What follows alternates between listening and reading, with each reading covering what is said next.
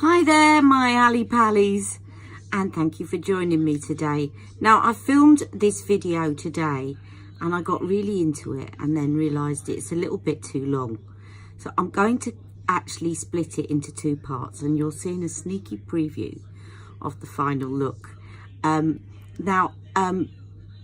this is all about hooded eyes and making the best of your eye shape. But I also wanted to get into some of the preparation that I do when my eyes are particularly hooded, and that took up a lot of the video, so I'm going to split it into two sections. So the first part of the video is all about kind of what I do in terms of preparation and the rest of the face in terms of my hooded lids, so skincare and foundation and what I do with the rest of my face. And then the second part, which I will upload pretty shortly afterwards, is going to be specifically looking at eye makeup and what I do to make the best out of my hooded lids.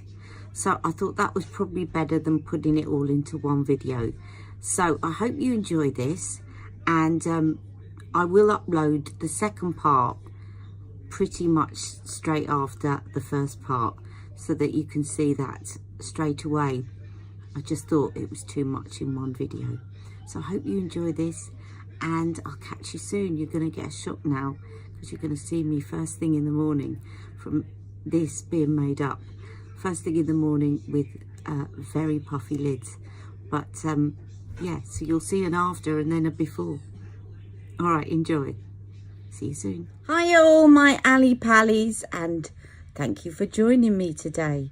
Now, I was going to be doing a video today of making up a friend of mine who's very kindly agreed to have her face done up by me, and she's got fairer skin than me, and I thought you guys would like to see it. But she's had a few appointments today and I haven't got a very good pain day, to be quite honest. The last couple of days haven't been good. The foot stinging, and now my back's playing up as well.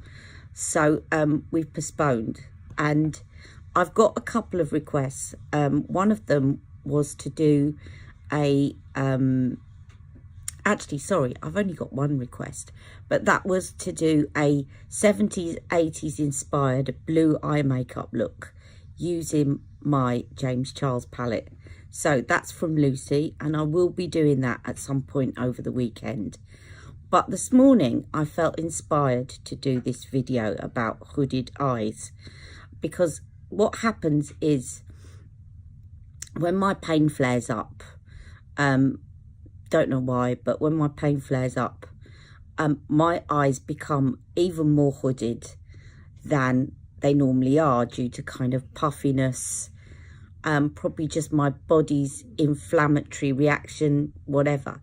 So I'm going to zoom in right now on my lids because I want to show you a little bit about my lids, and I want to do a video to show you all the things that I do to kind of really help my eye shape. So even if you haven't got hooded lids, do stay tuned, because I'm going to be talking about kind of makeup tips as well, about how you can make the best of your eye shape.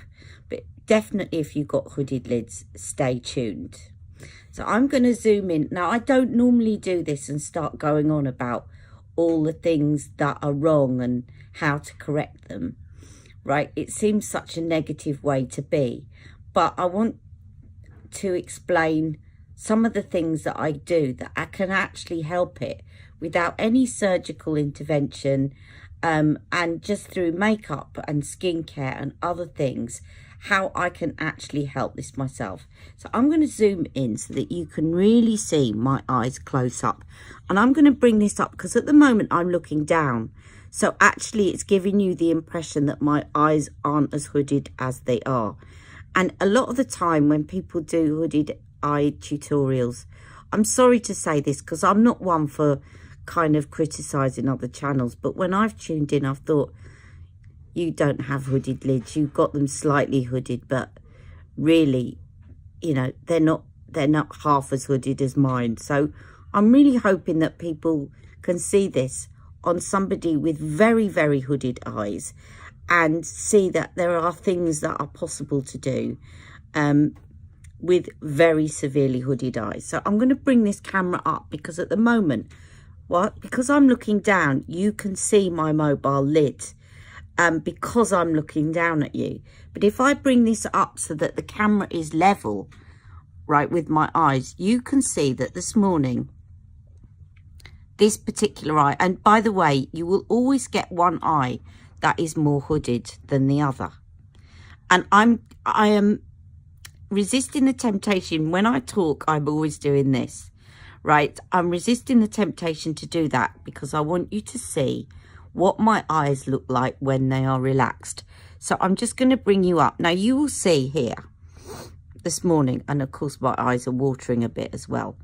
You will see that when I look at you straight on, this eye is so hooded that you can't really see any mobile lid at all this morning.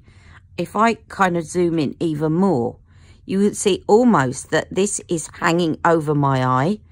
And I do think that in a few years' time,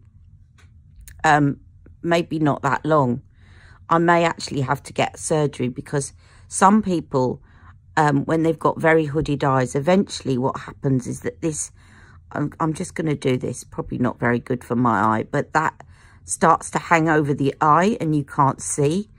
And so the good thing is that the good thing about having them that severely hooded is that when that happens, you are eligible to get surgery on the NHS, cosmetic surgery, and you don't have to pay. And I think that's definitely will be what happens to me eventually. So if you look at this eye, you will see that you can barely see any mobile lid at all. This eye you can see a little bit, but not much.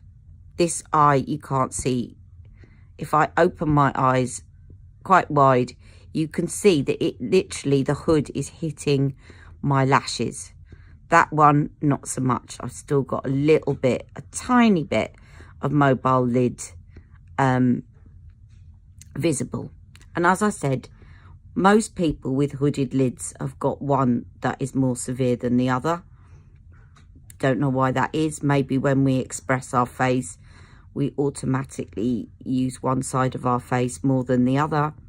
I'm not quite sure. Now, the other thing that I want to show you is this. So if you look now to the end of my hood, you will see that the hood goes past where my actual lash line ends. It's going past that lash line, and it's gone past there, and it's hanging down, and it's actually hanging down lower than where that ends. So that's what is that when you hear people talking about downturned eyes, that is what they're talking about.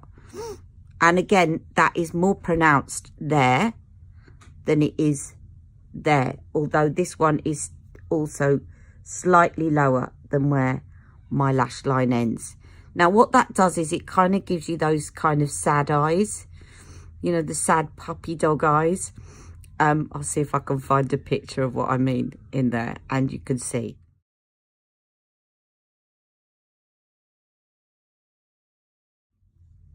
Okay, so again, there's a lot that you can do in terms of makeup to actually give the appearance that your eyes are more lifted. Now, I haven't done any skincare this morning at all. I haven't cleansed my face. I've done nothing. And the reason I've done that is I wanted to show you this now, because skincare is actually going to help a lot. Now, you're going to think I'm crazy. How can skincare help hooded lids? It can't. Not really. But what it can help is with circulation. So when you get your skincare going in the morning, a lot of this, the reason that this is looking bad this morning is because the circulation has not got going in my face. So it's making my hooded lid look worse because I've got puffiness. And if you can work on the puffiness, then the hood isn't going to look as bad. And so I'm going to do some skincare. Now, a lot of people now, there seems to be a trend at the moment in terms of exfoliating your face for chemical exfoliants. And they do have their place, and especially if you've got very sensitive skin on your face, or you've got rosacea or reddening in any way, then it is best to use a chemical exfoliant as opposed to a physical exfoliant. And what I mean by that is kind of granules. I'll put this down for a minute. Granules, or a physical way to actually slough off the skin cells. Now, I've never had I've got sensitive eyes, but not sensitive skin. I've never had particularly sensitive skin, and I believe in the physical exfoliants. It's never caused me irritation, but I do find that that is far more effective at getting off dead skin cells for me. Also, I forgot to say, which is the point of this, that it gets the circulation going more than a chemical exfoliant because you're rubbing the face. Also, I always go back to my nan, rest in peace, my nan. She had the most stunning skin. Just thinking about it makes me want to well up. But you know, I'm emotional because I've been in pain. But my nan had the most gorgeous skin, and all my nan used, just don't mind me, I'm going to cry at random times, but it's not because I'm unhappy. So please, no, don't feel sorry for me. So my nan, all her life, used, as far as I can recall, Pond's cold cream and a rough flannel to clean her face in the morning and the evening. And I remember as a child, she used to come up and do it to me. But her skin was brilliant. There was no chemical exfoliants. I don't think they existed then. And I don't think she would have gone near her face with one. To her, it was good old soap and water. And I know soap and water I wouldn't suggest. But a flannel, and the daily exfoliating with that flannel kept my nan's skin in perfect condition. Now, I'm not an expert, as I've told you before, but whenever I hear people talking about collagen and how it slows down and how you can stimulate it, it seems to me that stimulating collagen is all about, when you think about microdermabrasion and microneedling, it's all about creating this, tricking your body into thinking there's damage on the skin, which stimulates your collagen to produce more. And to me, using a physical exfoliant, i.e. a rough flannel or exfoliating grains, that to me has got to do the same thing. That's just logic. That's not me as an expert. And especially if you're doing it on a daily basis. And Kate in the royal family, sorry, I've forgotten her name, you know who I mean, Kate Middleton, she uses a flannel. The flannel is back big time, and you'll see also that I'm going to forget all the names, but Nadine Baggett talks about using flannels as well. So I am going to do some skincare now. I'm going to give my face a good cleanse. I'm going to use an exfoliator, a grainy exfoliator, and I'm going to use, there's a vitamin C one by, I will show you when I come back, which will really slough off the dead skin cells, because I actually am peeling this morning and I've been using a vitamin C serum, which is really encouraging my skin to peel. I'll put all the details below, but it's the one that I talked about on my live. So I'm going to do all that, because this is, otherwise it's going to be really long and I want to get on to other hooded eyes. I'm going to take a picture right now so that you can see what my eyes look like now, and I'm going to show you what a difference just skincare can make and getting the circulation going in your face and massaging moisturizer in afterwards, it makes a big difference. Okay, so I'll be right back in a little while. I'll take this photograph now and I'll see you in a minute.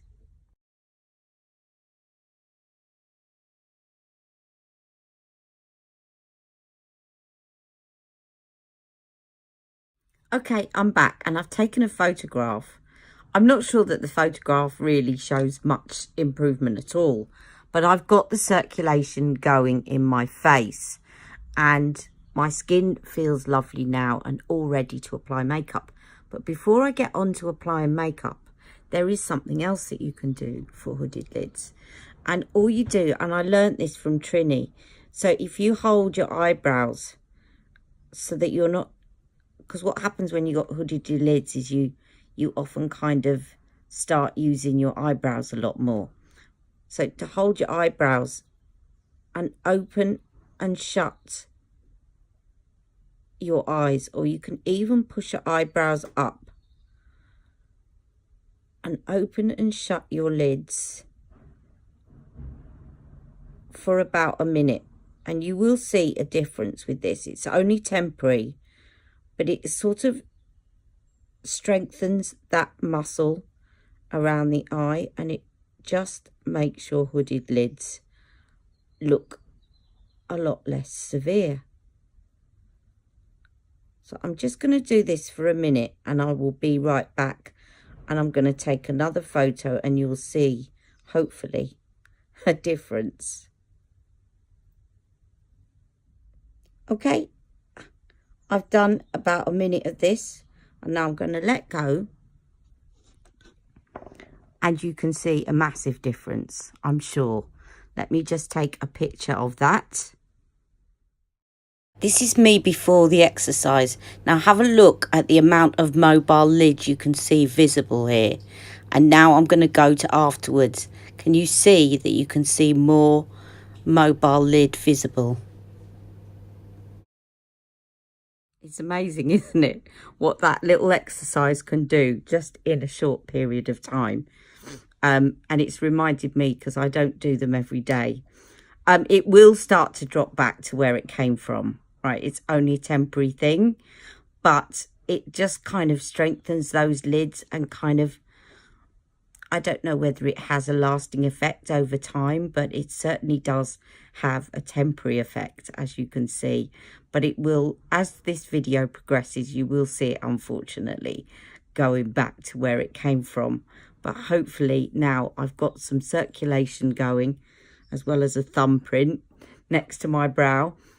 And we're going to get on and to do some makeup, all right, and how to make the best out of your eye shape, how to get rid of this downturned, how to give the appearance of less hooded lids.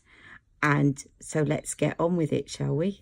Okay, now I just wanted to come back before I blended my concealer in. I used the Laura Mercier foundation, which is called Flawless Lumiere, and I used underneath, I used my Studio 10 Glow Plexion primer, because the other point to make, and I mean this video could be 2 hours long, so I'll try and keep it short, is that often hooded lids and downturned eyes are associated with aging. Now I've always had hooded lids, but they have got worse with aging. But if you actually have a glowing complexion, but it's also even, it's going to kind of detract. It's not all about dealing with the hooded lids. It's also about looking at the entire face. Okay, so what I like about this foundation is it's glowy, but it's still quite high coverage, so it will even out your skin tone. And as we age, we get more uneven skin tone anyway. And so if you even out your skin tone, it's going to make you look more youthful. And if you look more youthful, then the eye gets drawn to other things, and it doesn't kind of, the human mind is very complex in that it will notice something if there's 2 or 3 factors that add up to make you reach that conclusion. So if you've got hooded eyes, but your complexion is even and it's glowing and other things, then it's not drawn as much to the hooded lids. If you've got like very sort of heavy foundation on and it looks matte and you can see lines on your face and you've got hooded lids, then it's going to notice the hooded lids more, if you get what I mean. Okay, so I'm sort of doing this holistically, and that's, if I could get into all of it in minute detail, but it will be too long, this video.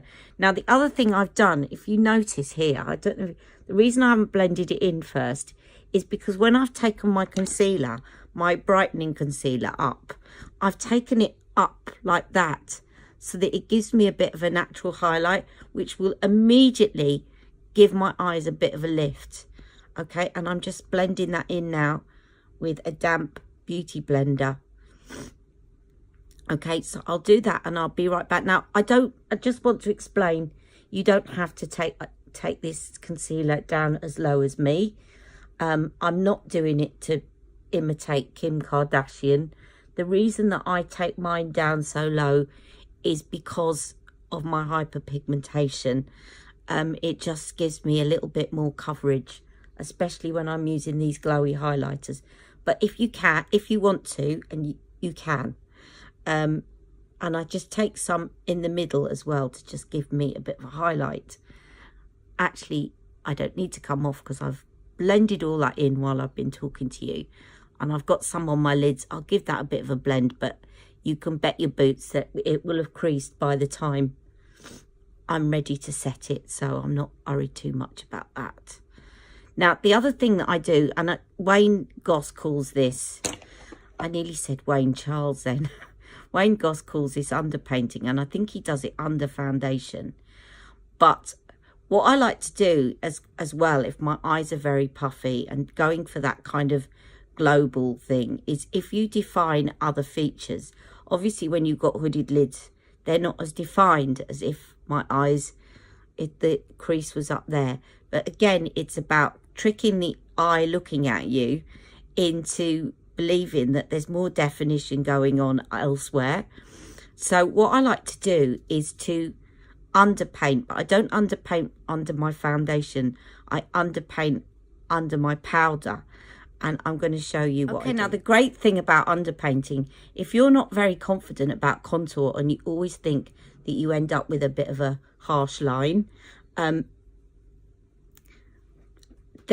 this is great, because this allows you to, is this definitely medium to dark? It is. Oh. This will allow you to be a bit bolder, but by the time you put the powder over it, it's going to be very forgiving. So you can afford to be a little bit less cautious. And I'm going to do this as well. This is a trick that I learned. I've never seen anyone else do it, but because I've got that little jowly bit, if I do that, it gives the impression that my chin is more pointed, and it just takes the emphasis off that jowly bit. And I've never seen anyone else do it, but it works for me. Okay, so I'm just putting that around the periphery of my face. So this is going to give me a bit more sculpting in the rest of my face. And then I've got one of these toothbrush brushes, which is really good because it gets you to blend it.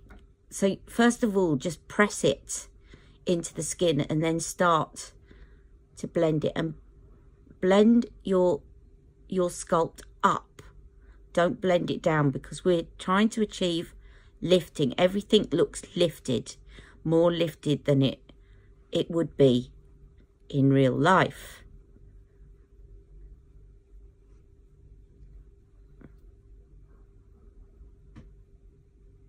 And after this, I will get on to the eyes, I promise you. But I just wanted you to know that it's about the whole package and explain that issue. So just repeating, if your eye sees a feature on the face, then it generally, what you will do without realizing it subconsciously, is that your brain will look for other sources of evidence.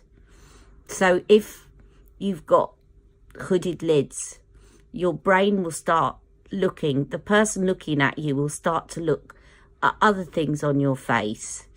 And if they see that there's a lack of contour elsewhere, then it kind of, I'm not really explaining, I hope that you get it, but it kind of accentuates it even more.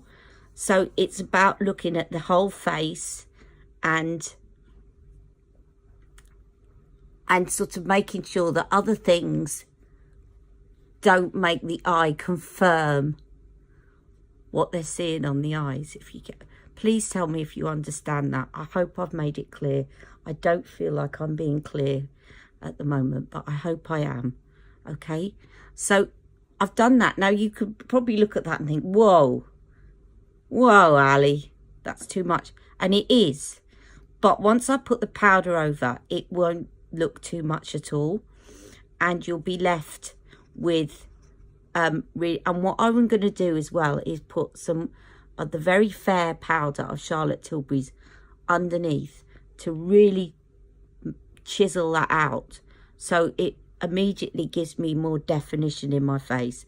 Once I've got more definition in my face, I've got the concealer going up, I've already lifted up and taken away a bit from these downturned eyes, which now hopefully don't look as apparent to you. So it's all about tricking people's brains into not seeing what is there.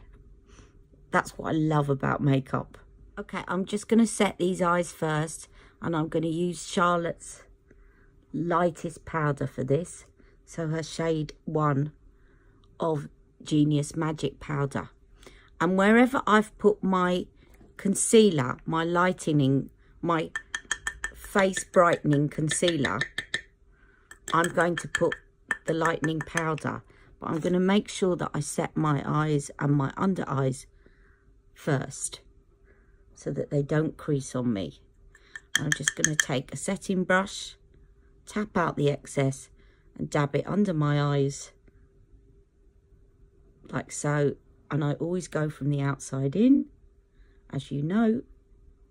If you don't know why, leave a comment, I'll tell you. But I want to get on with this. And then I'm just going to make sure that I've got plenty of powder on those lids so that it's set and it's not going to crease. Now, sometimes with hooded lids, it still creases. And when they're that severe, they will.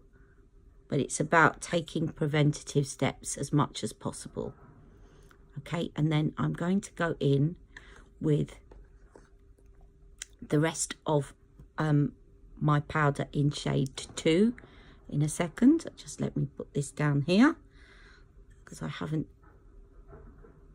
done the bits.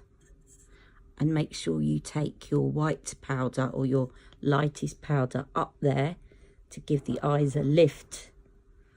Again, to detract away from those downturned eyes. Okay, so it kind of, it will give it a lift. We will go back at the end to make sure that there's nothing dark from there on in. Again, to give that impression that they're not downturned.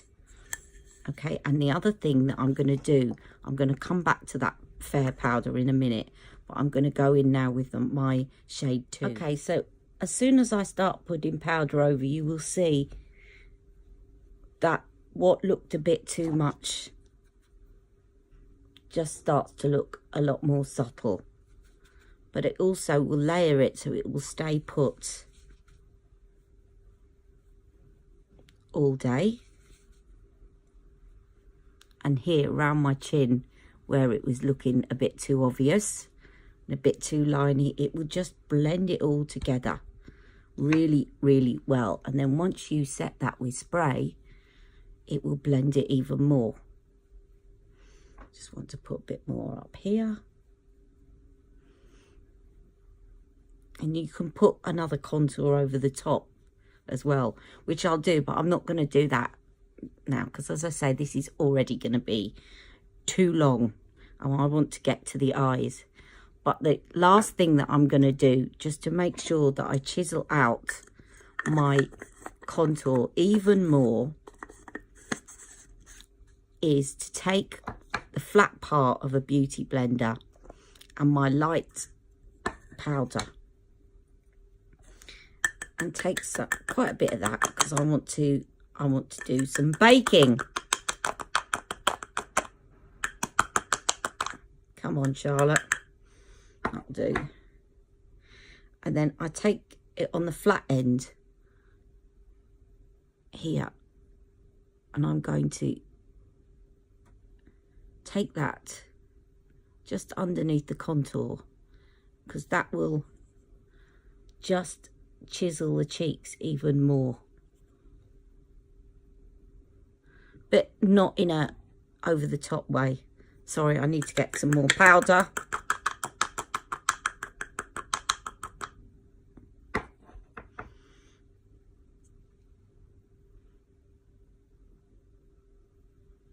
Come on. Come on. That's better. Okay. Put some on your nose as well if you want. Of course, I forgot to contour my nose, but I can do that later on. So I'm going to leave that for a couple of minutes, and I'll show you swiping it off, and then we definitely will be getting on to eyes. Okay, I'm now just going to brush this away. You'll see it's very subtle, but it just gives you a little bit further definition around your contour and down the middle where you want the highlight. Now I'm going to continue with highlighting my face off camera and come back. I'm going to do it on one side of my face, because from here on in I'm just going to do one side of my face, and then I'm going to leave the other side as it is, and so you can see the difference. Okay, so please tune in. I'm going to upload a video straight after. You'll see that was my eye when I started this video, and in the middle is my eye after the exercises and skincare. And if you tune in to my next video coming up, you will see that that is my eye after I do the makeup. And so please join me. I will make sure I upload it as soon as I've uploaded this, so that you can carry on watching if you want to.